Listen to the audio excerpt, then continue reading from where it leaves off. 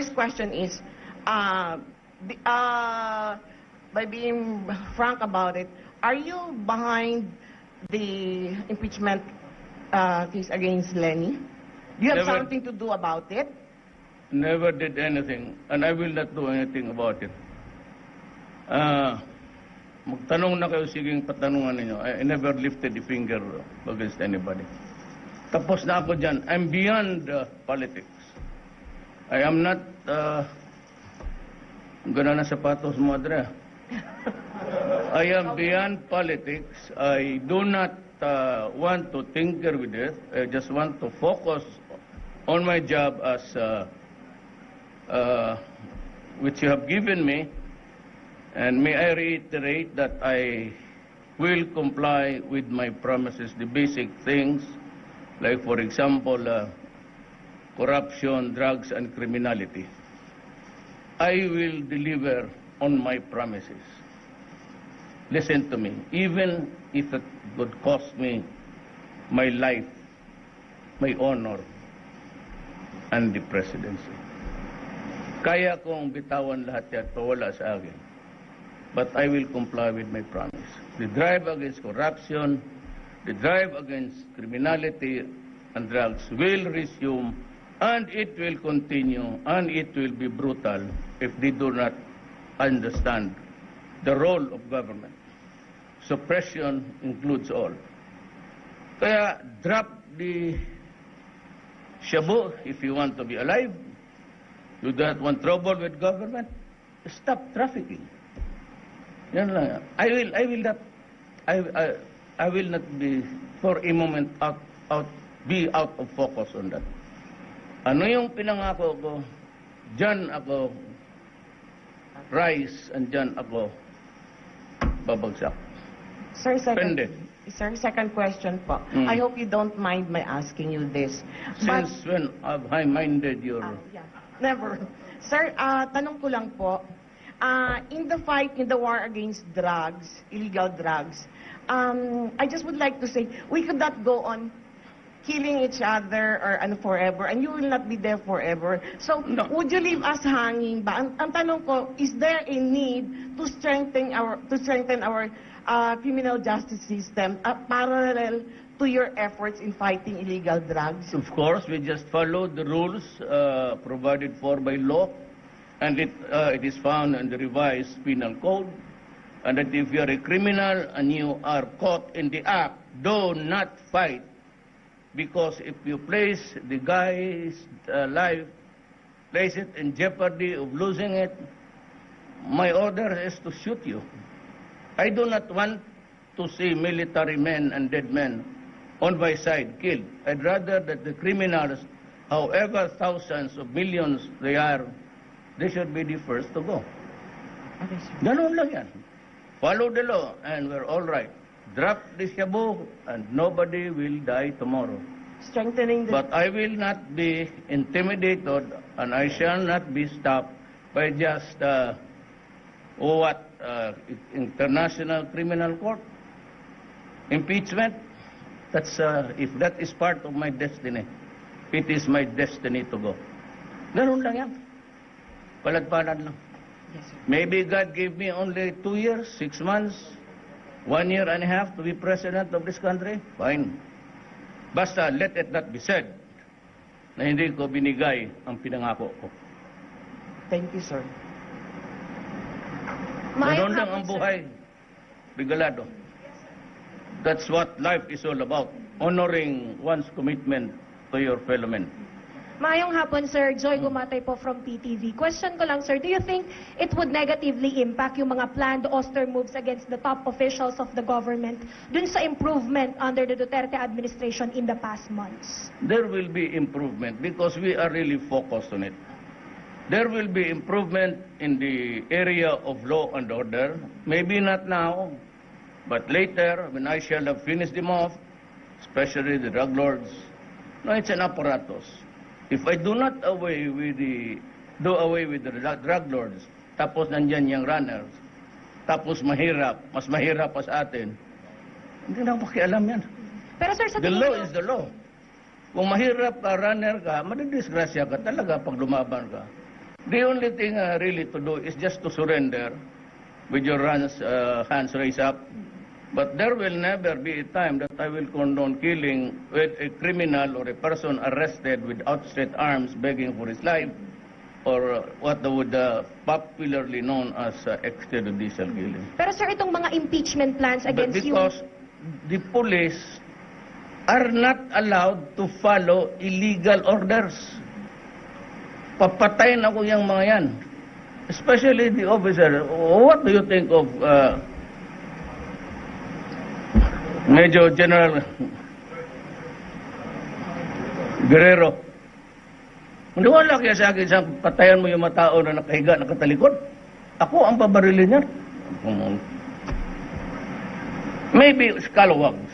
We do not discount the possibility of them killing each other, or scalawags in government who are into drugs and trying to silence the guys that we are dealing with.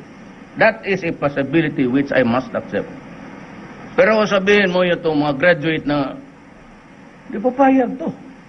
Masyado kayong maliit ang pagtingin ninyo mababa ang pagtingin ninyo sa mga graduate natin.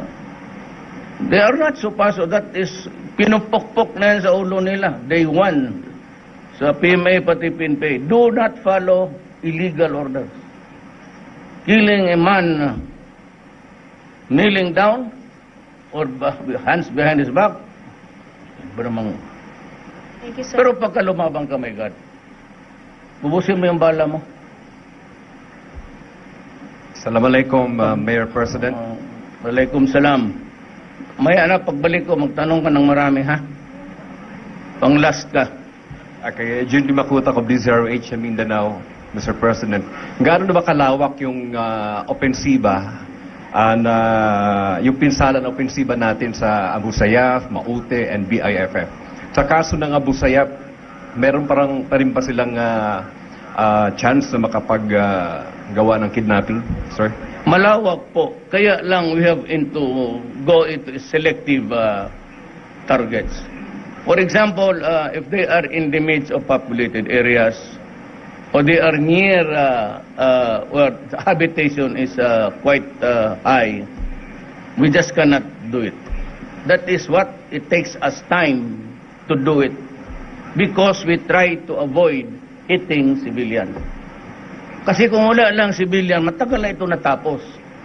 But just like the communists, every time that they are cornered, they mix with the people, and the people are the water.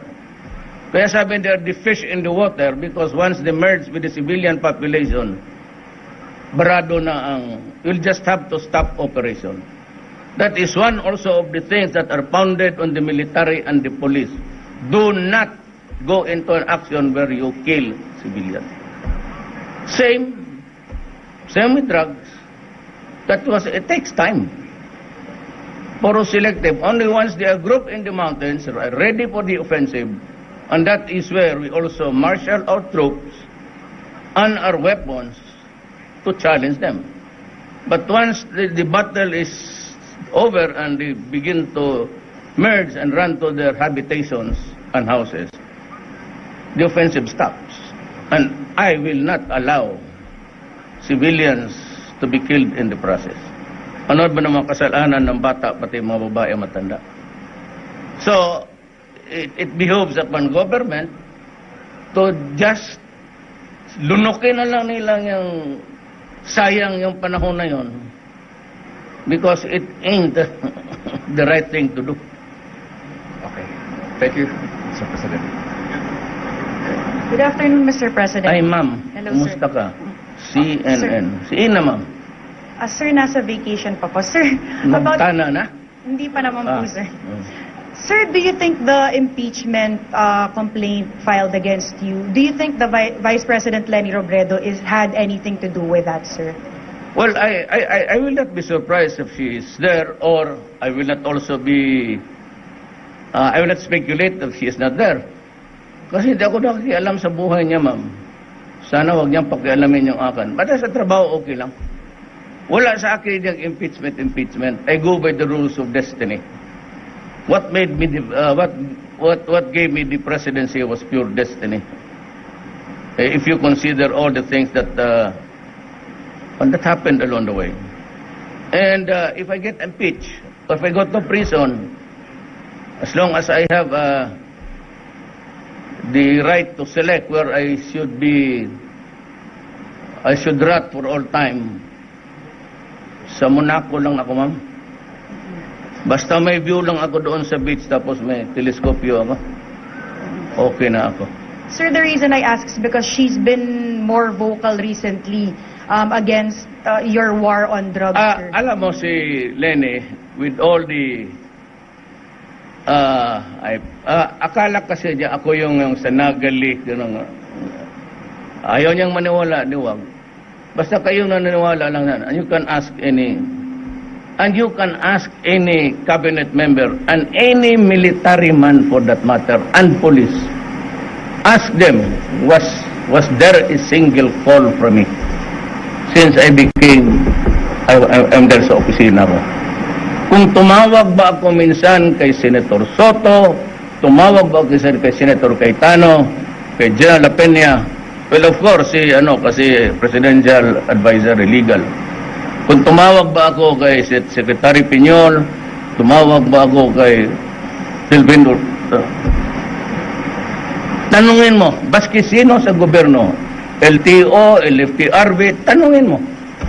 Kung may tinawagan ba ako ni isa. Pag mayroon kang masabi ito, talhin mo dito, sabi ko mag-resign ako. I always do it with honor. Pag sinabi kong yan, pag sinabi kong wala talaga. At pag sinabi kong gawin ko yan, umatras ka na kasi gagawin ko talaga. Thank you, sir. Sir, good afternoon. Yes, ma'am. Sir, regarding China, there are reports saying na magtatayo daw po sila ng radar station sa Panatag Shoal. Can you confirm on that, sir? Well, we cannot stop China from doing his thing. Hindi nga na para ng Amerikano. The reason why there's a former Secretary of Justice, Foreign Affairs, which says more than just our claim of sovereignty is. So what do you want him to? What do you want me to do? What do you want, sir? Ano bang gawin ko? Declare war against China? I can. But we'll all lose our military and policemen tomorrow. And we are a destroyed nation. And we cannot assert even a single sentence of any provision that we signed. Ano bang gusto mo? Ang sinabi lang ng sinabi ko, nandoon kami ni Xi Jinping. And for the life of me, it was bilateral. Marami kami, ako, sa mga cabinet members, and I said, I will not invoke the arbitra ruling now. But there will be a time in my term when I will bring the issue back on the table on the fourth square of the arbitra ruling, and it will come. When they shall start to tinker with entitlements, tubig pa lang ngayon. Ngayon, kung makadaan lang man tayo doon, and I said, your ship are welcome, just like Russia, to come here and dock, and let me see your armaments there. And Russia, sinabi ko rin, ng China. Last time ko sabi ko, but allow me, do not do anything to my Coast Guard kung mamasyal-masyalin sila dyan. Kasi you claim to own it, I claim it to be mine. In the meantime, just keep open at huwag mong galawin yung mga Coast Guard ko. Huwag naman yung gray ships. The gray ships are the Navy. Okay, hindi pa sila nagpadala doon. Anong papadala ng gray ships? Ang Amerika. Ang China hindi nagpapadala ng Navy niya. Coast Guard lang palagi. Tayo Coast Guard lang. Coast Guard does not mean war. The gray ships means you are in aggressive form. That's the norm of conduct sa nations. Di ka nagpapadala ng gray ships. Battleships, ibig kong sabihin. Navy. Hanggang Coast Guard lang tayo. Yung right of passage niya, anybody can. Ang Amerikano, araw-araw dumadaan dyan eh. Bakit mag-discriminate ako sa China? We are not war against China. I am not war against America. And yet, Americans, ships come and go. Oh, why should I not allow the Russian? They are also my friends. China is also our friend. Now we are now improving on the economy because of the help of China. Bakit ka naman magwalang hiya? Para magdaan lang. And so what if stop there? They admit that it is the territory, within the territory of the Philippines. That does not satisfy you. Ano pa gusto? Paluhurin mo yung tao? Ngayon, apaka nitpicking. Naghanap lang ng makalkal para when you run out of valid issues, yan ang ginagawa mo. Thank you, sir. Last question. Call for it me, nitpicking. Sir, I would just like to ask about what were the things discussed during your meeting with Foreign Minister of Australia, Julie Bishop. Her visit to Davao City last Friday was earlier criticized by the Human Rights Watch in Australia.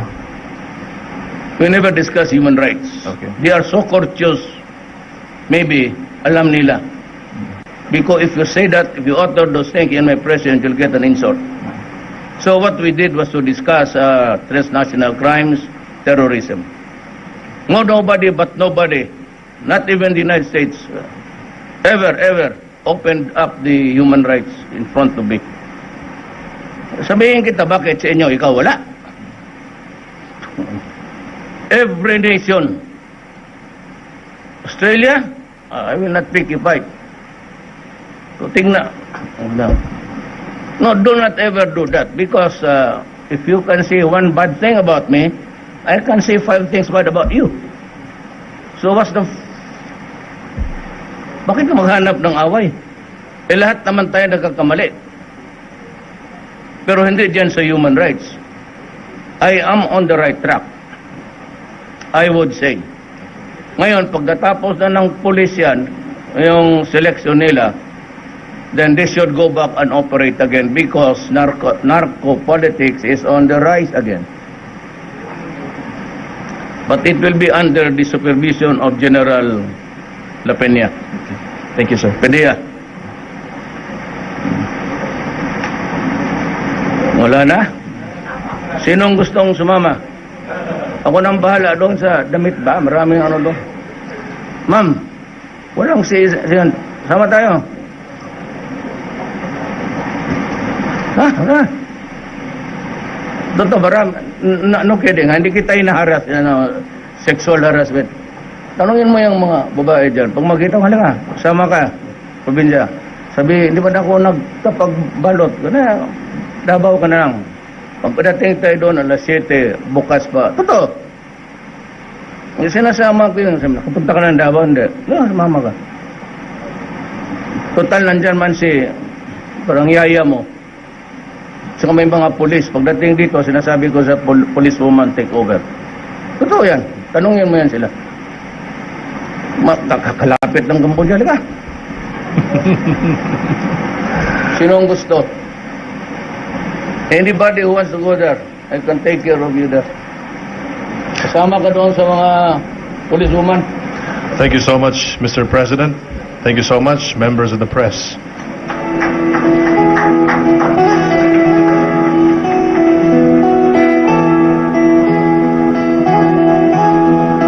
Ikaw ang pangulo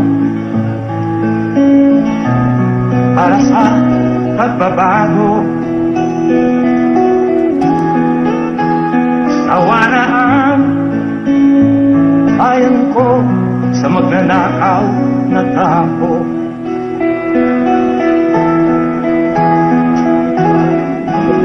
Madilim na hapon.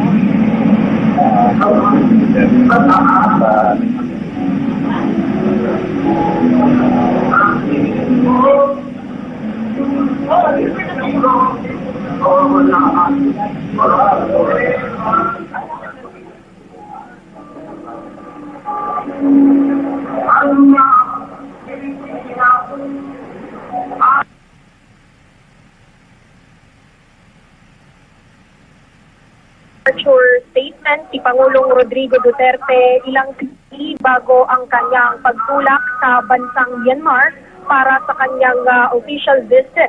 Kasama pa rin ang PH delegation na